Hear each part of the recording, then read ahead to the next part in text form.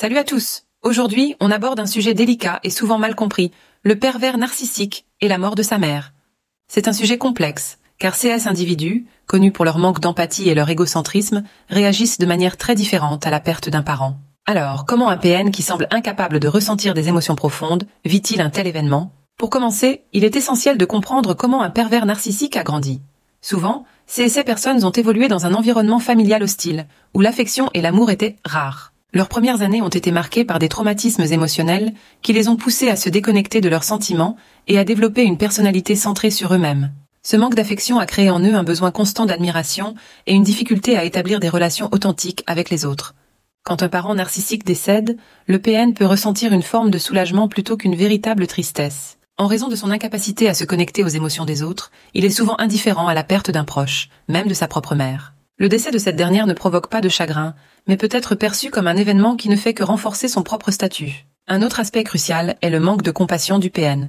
Même face à la mort d'un parent, il ne ressent pas de douleur émotionnelle. Pour le PN, les relations humaines sont utilitaires, et la mort de sa mère ne représente qu'un changement de situation sans impact émotionnel significatif. En fait, il est probable qu'il ne considère pas réellement sa mère comme une personne avec laquelle il avait un lien émotionnel fort. Ce détachement explique pourquoi il peut paraître si froid et indifférent lors d'un tel événement. Vous aimez ce genre de contenu?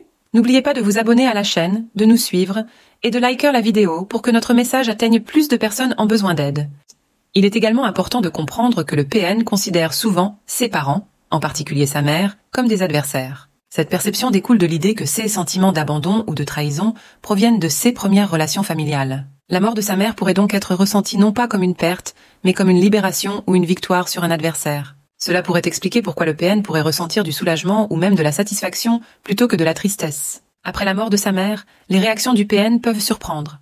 Bien qu'il puisse afficher une façade de chagrin, c'est généralement pour attirer l'attention sur lui-même, et non parce qu'il éprouve un véritable deuil. Il est possible qu'il ressente de la colère, non pas à cause de la perte en elle-même, mais parce que l'événement détourne l'attention qu'il aime tant. Pour lui, le deuil n'est pas un processus émotionnel, mais un moyen de manipuler les autres et de rester au centre de la scène. Essayer d'aider un PN à surmonter un deuil peut être une tâche ardue et épuisante. En raison de son manque de connexion émotionnelle avec les autres, vos tentatives de soutien pourraient être perçues comme une menace ou une intrusion.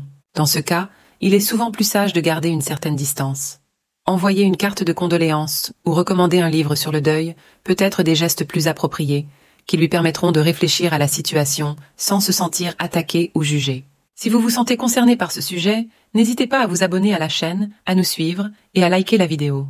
Votre soutien nous aide à toucher plus de personnes qui pourraient en avoir besoin. Pour conclure, il est clair que le pervers narcissique réagit très différemment à la mort d'un parent, en particulier de sa mère. Incapable de ressentir une véritable empathie ou un chagrin sincère, il voit cet événement comme une simple étape dans sa vie, souvent avec une indifférence troublante. Pour le PN, tout tourne autour de lui, même dans un moment aussi crucial que le deuil. Si vous vous sentez dépassé ou que vous avez besoin de soutien pour gérer une relation avec un pervers narcissique, nous proposons des séances de coaching personnalisées pour vous aider à reprendre le contrôle de votre vie. N'attendez pas que la situation s'aggrave, consultez-le sur notre site pour en savoir plus. perversnarcissique.org/aide/coaching. C'est l'opportunité de vous libérer et de vous reconstruire. Merci d'avoir regardé, prenez soin de vous et à bientôt.